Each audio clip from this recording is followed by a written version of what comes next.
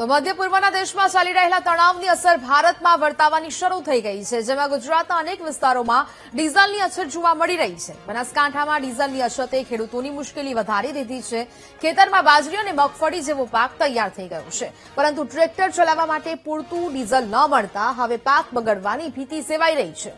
ખેડૂતો ડીઝલ ભરાવવા માટે petrol pump પર પહોંચે તો છે, પરંતુ ડીઝલ ન મળતા પરેશાન થઈને વિલા મોઢે પાછો ફરે છે। જો સમયસર ડીઝલની વ્યવસ્થા નહીં કરવામાં આવે તો આવનારા સમયમાં ચોમાસુ સિઝનમાં મોટું નુકસાન થવાની શક્યતા છે। ત્યારે ઝડપથી સરકાર અને સંબંધિત વિભાગો ખેડૂતો માટે પૂરતું ડીઝલ સમયસર મળી રહે તેવી માંગ કરાઈ છે। અત્યારે જે ડીઝલની ઘટ વર્તાઈ રહી છે એના લીધે ખેડૂતોને ખૂબ મુશ્કેલી પડી રહી છે। આજે અમારે બાજરીનો પાક તૈયાર થઈ ગયો છે, મગફળીનો પાક તૈયાર થઈ ગયો છે। હવે બાજરી કાઢવા માટે, વાઢવા માટે અને ચોમાસું ખેતી કરવા માટે, ખેતરો તૈયાર કરવા માટે પણ ખેડ કરવા માટે પણ ટ્રેક્ટરોની જરૂર પડતી હોય છે। હવે ટ્રેક્ટર એ અત્યારે ખેડૂત માટે ફરજિયાત થઈ ગયું છે અને ડીઝલ મળતું નથી।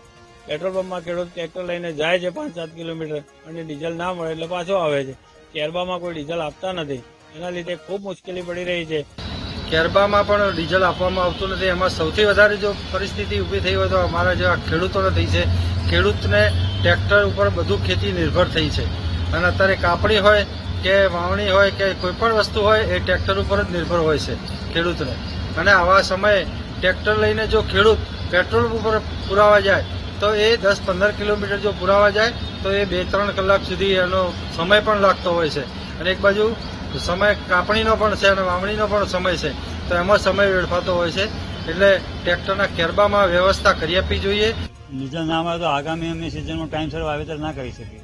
ડીઝલ લેવા જવું પડે છે, ત્યાં કેરબામાં આપતા નહીં, ટ્રેક્ટર લઈને જ જવું પડે।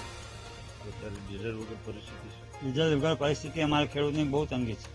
પાક તૈયાર પડ્યા છે, ટ્રેક્ટરમાં તમારે